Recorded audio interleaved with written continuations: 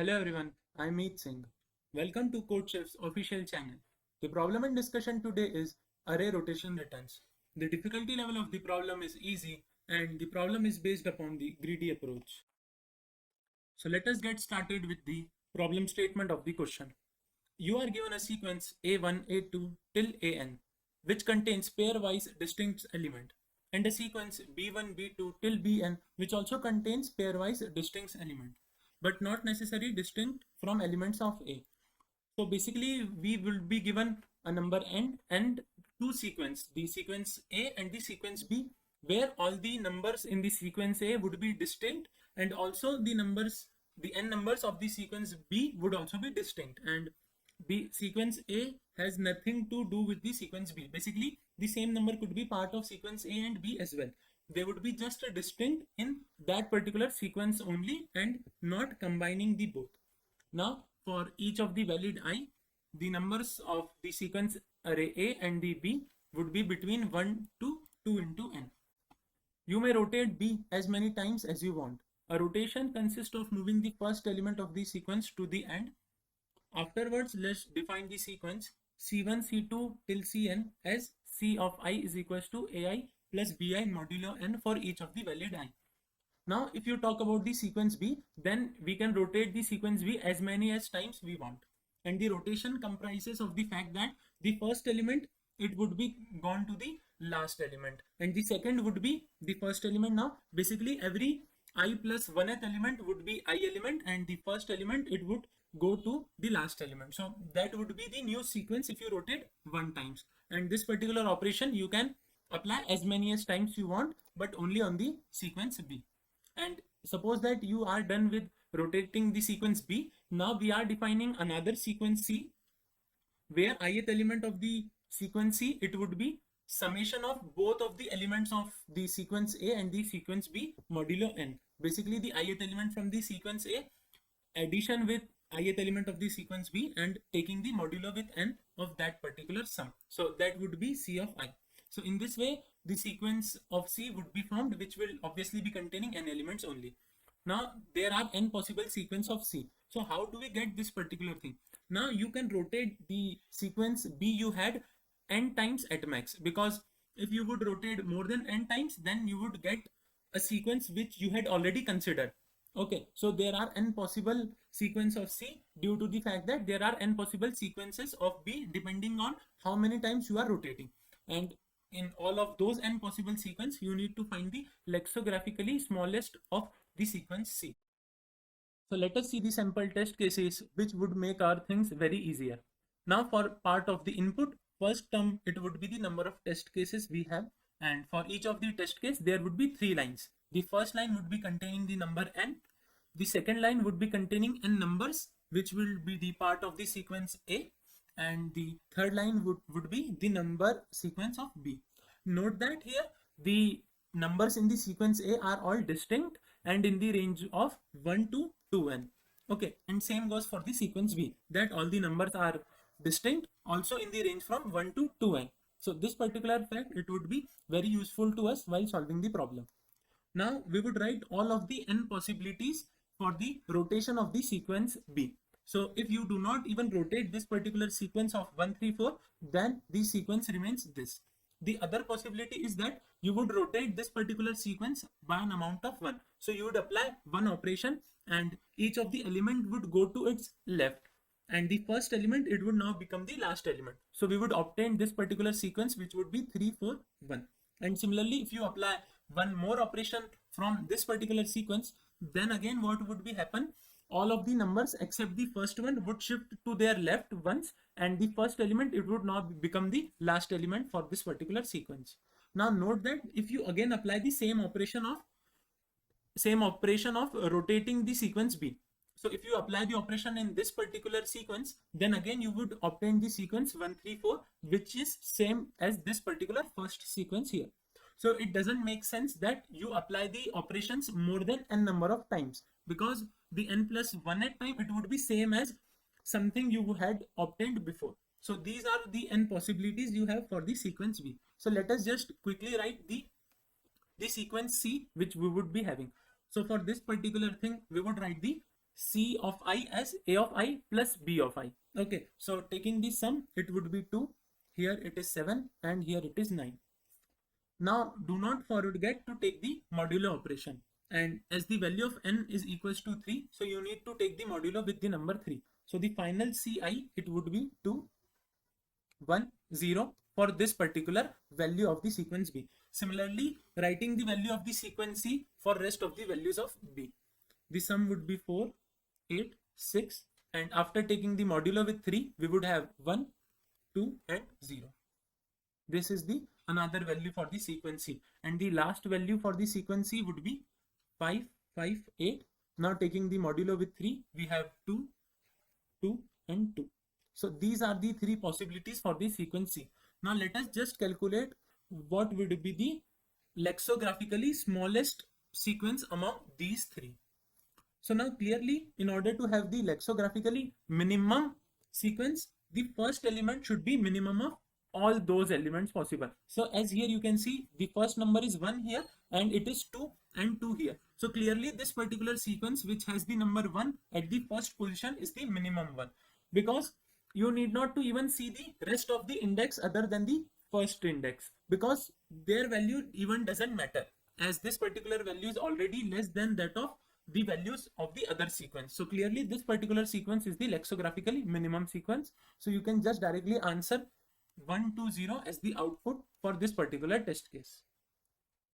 So before coming on to the solution, let us just see what would be the time complexity of this particular brute force solution, where what we will do, we will obtain all the n possibilities for the sequence C. Now in order to do that, there would be total n number of operations you would be requiring in order to calculate a particular value of the sequence C. Like suppose if you consider the value of the sequence B as 1, 3, 4 only, so you would be requiring a loop of n in order to calculate this particular sequence. So for each of the possibility, you would be requiring O of n time. And as there are n such possibilities for the sequence of C, then overall the complexity, it would be O of n into n, which would be n square. So clearly this won't pass our solution. Let us try to think something much better than this particular complexity. So let us see some of the observation so that it would be helpful us in order to calculate the solution. Now if you talk about the lexicographically minimum sequence C, now if you would write all of the possibility we have in this particular sample only, so the sequence of C was 210, 120 and 222. So I have written these were the three sequences we would obtain as the value of the sequence C. Now if you note the fact that the first element of the sequence 2, it is 1, whereas the first element in other two sequences are 2. So doesn't matter what are the values of these indexes, this particular sequence 2, it would be always the smallest among the three, because the first element itself is less than that of the other sequence. So clearly what we can say that we are just interested in those sequence which has the minimum value of the first index, and if the value of the first index, which is obviously the minimum, if it is same in the two sequence, then only we would go further in order to calculate the other indexes other than the first one. So what we are interested here in is that we would just calculate all those sequence which has the minimum value of the first index, and out of all those sequences, now we would iterate over the other values of the index in order to calculate the lexicographically minimum. So let us see how we can use the concept of lexicographically minimum sequence in order to solve our question. Now if you just talk about the first element of the sequence C, so the sequence C would have the first element as C of 0. So let us calculate how this particular C of 0 would be calculated in all of the n sequences of B. Okay, so just for the sake of the sequence A, this particular number, it would be fixed because we are not changing the sequence A. So the first number in the sequence A would be A of 0 only. But in all of the n operations, the first number of the sequence B, it would be changing. If you apply no operation, then the first element would be B of 0. If you just apply one operation, then the index 1 element, it would be shifted to index 0 element. So the first element, if you apply one operation, it would be B of 1. Similarly, if you apply n minus 1th operation, then the first element of the sequence B, it would be B of n minus 1. So let us just try to calculate the C of zeros for all of the n sequences of B. Okay. Now, if you consider the fact that the sequence B, it is distinct, right? So the sequence B, it is distinct, and if you would add the element A of 0 in all the distinct values, then also those values, it would be distinct only, right? So this is like quite trivial thing, because we are adding the same amount in all of the values. So if all the values of this particular sequence are distinct, then adding A of 0 doesn't affect their distinctness. They would be distinct anyways. So if you talk about this thing only, like if we would not take the modulo, okay, consider that we would not be taking the modulo for now. So if you consider this thing, then we can make the observation that all of the values you have as the first element in the sequence C, it would be all distinct. What does it actually means?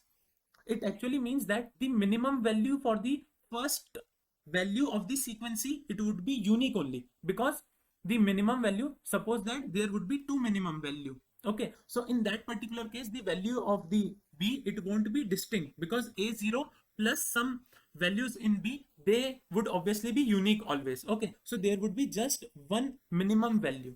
So we can reach to this particular fact that there would be just one minimum value for the first value in the sequence C only. Now, if you talk about the lexicographically smallest sequence among all the n values, then surely we can say that that particular sequence would be the lexicographically smallest that has the minimum value for the first index. So all the things are sorted now. If you talk about the first element for the sequence C, so we would be outputting the answer as that particular sequence where the first value of the sequence C is found minimum. And due to the fact that the value of the sequence B are all distinct, so we can conclude that there would be only one such value which would be giving the sequence C's first value as the minimum.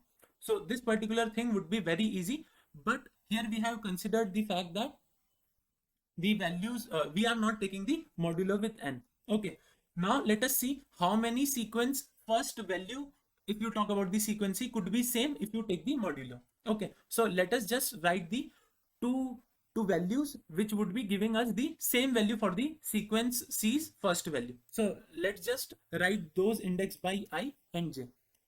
Let me just repeat myself. So till now what we are done is that we would be considering the value of the index as I and J such that in order to calculate the first value for the sequence C, these two index give the same value, and that should be obviously minimum, right?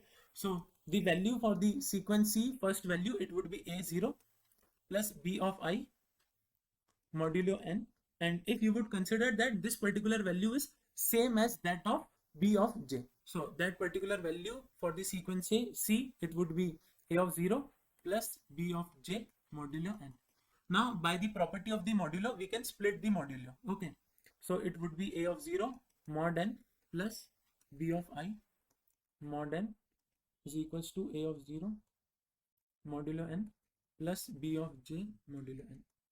Now clearly from here we can cancel this particular value which is same at both the sides, which is A of 0 modulo n. Now the equation just reduces to the fact that B of I modulo n, it should be same as B of J modulo n.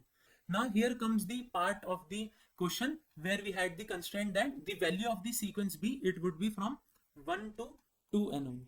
Okay, so if you consider the range from 1 to n and again from n plus 1 to 2n, so we can like trivially say that these all values which has the range from 1 to n, they would give unique modulo with n. And similarly, if you talk about the n numbers from n plus 1 to 2n, so their modulo would be unique, okay, for these n terms and these n terms. So if you talk about the whole range, that is from 1 to 2n, then there could be at most two numbers only, whose modulo with n is same. Okay, so now here we would conclude whole hour of our solution. So in order to complete the solution, what we will do is that we would just iterate over all the elements in the array B. Okay, then we would calculate the calculate the first element of the sequence C, which you would be obtaining. Okay, so if you calculate the value of the first element of the sequence C, so this would be only O of n operations, right? And we have seen that in order to calculate the calculate the first value of the sequence C. So we would just have that particular sequence which has the minimum value for the first value of the sequence C, right? Because we are just interested in the lexicographically smallest sequence C. Okay, and from here we can say that in order to have the minimum value same for the different sequences C, we would want that the modulo of the numbers of the sequence of the B, they should be same. This we have seen that. Okay, that B of I modulo n, it should be equals to B of j modulo n. Okay, so this fact should be happen, and due to the constraint that the value of the sequence B would be distinct. Okay, so there is the only possibility that the one element of this particular sequence, that is maybe bi could belong in this range and bj could belong in this range. Okay, so in that particular case only there would be two such sequence which would be having minimum value for the first element in the sequence C, right?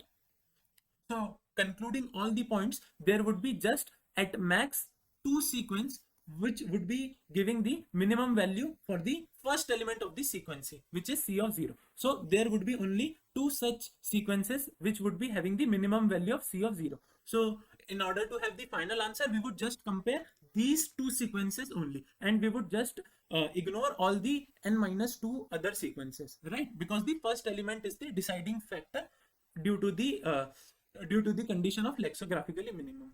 Before coming on to the code implementation, let's just see a sample case so that we have an understanding what we are trying to apply. Okay, so we have the value of n equals to 4, and this is the sequence A, which is obviously of n length, and the sequence is 1 4 5 2. The sequence B we have here, it is 3 4 7 1. I have written the four possibilities you would be having after rotation of the sequence B. So let us just quickly calculate the first element of the sequence C in all of the n possibilities. So here the first element of the C sequence would be 4, and after taking its modulo with 4, because the value of n is equals to 4, we would have the first element as 0. Now similarly calculating the first element for the second sequence, the value of the sum would be 5, and taking its modulo with 4 it would be 1. Now for the third case we have the sum as 8, and the modulo operation with 4 comes out to be 0. And in the last case we have the value of the sequence C's first element as 2. Now clearly you can note the fact here that the minimum possible element in this particular sequence, it is like for the first value for the sequence C, it is 0.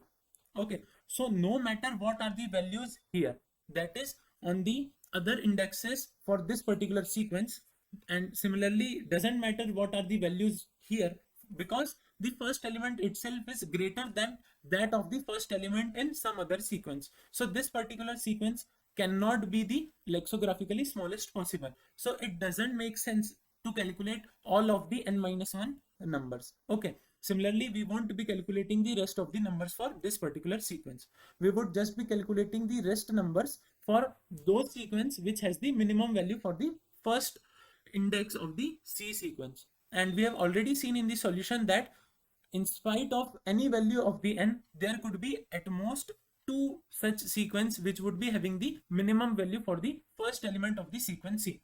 Okay, so that those we would be calculating all of the n numbers for those two sequence and then comparing them. So let us just quickly do that. So here the second element would be again 0, and here the second element, it would be 0 again, because 5 and 7 it comes out to be 12, and modulo with 4 it comes out to be 0, and the last element would be 3. Similarly calculating all of the numbers for these two sequence, it would be 5 modulo 4 which comes out to be 1, again a 0, and then 6 modulo 4 it is 2. Now if you would compare these two sequence, then this one is surely the minimum, due to the fact that the first value it is same, and in the second value this has 0 whereas this sequence has 1. So this particular sequence is the minimum, and finally we would report the answer as 0 0 0 3. Okay, so this is the solution which we are going to implement. Let us just see the code implementation of the same. So let us see the code implementation of our solution. In this particular part, we have just taken the input of n followed by n integers of the sequence A, then n integers of the sequence B.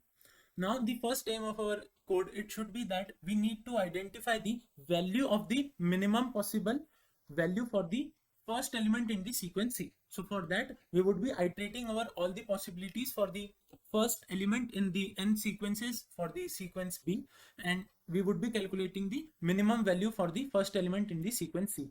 Now we have already seen in the solution that there would be at most two such elements in the sequence B, which would be giving us the minimum value in the sequence C's first value. So we would be storing their index by the index 1 and the index 2 variables.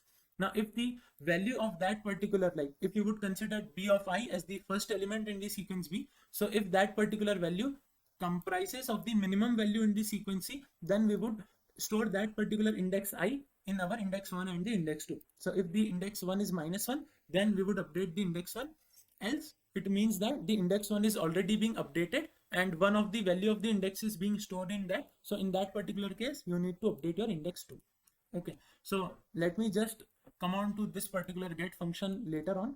Let us just see the main logic. Okay, so you have those two indexes at most, which would be giving you the minimum value of the first value in the sequence C. So you need to calculate the whole of the sequence C for those two indices, and then you would be comparing them. So for that, we are using this get function. So it would take that particular index and return that particular sequence C. And in order to calculate the sequence C, we would be iterating over the logic. So what we would be doing, we would be starting from that particular index going to n. So this, because this would be the first element, like if you are getting the get of I, then I would be the first element and the second element would be I plus 1, similarly till n, and the next number, it would be 0 till I minus 1. So that is the logic due to the fact that the rotation of the sequence B. So this is the function get. It would be returning the sequence C such that the particular B of I, it is the first element of the sequence B, right? So it would be returning that particular sequence C. Now if the value of index 2, it is not equals to -1, that means that there also exists one of the sequence which has the same minimum value of the first element in the sequence C. So in that particular case, you need to have another value possible for the sequence C. It would be get of index 2, and then we have this comparison. If the sequence R, it is greater than the sequence S, so we have swapped. It means that we would be always keeping our answer in the sequence R, and finally we just need to output our sequence R.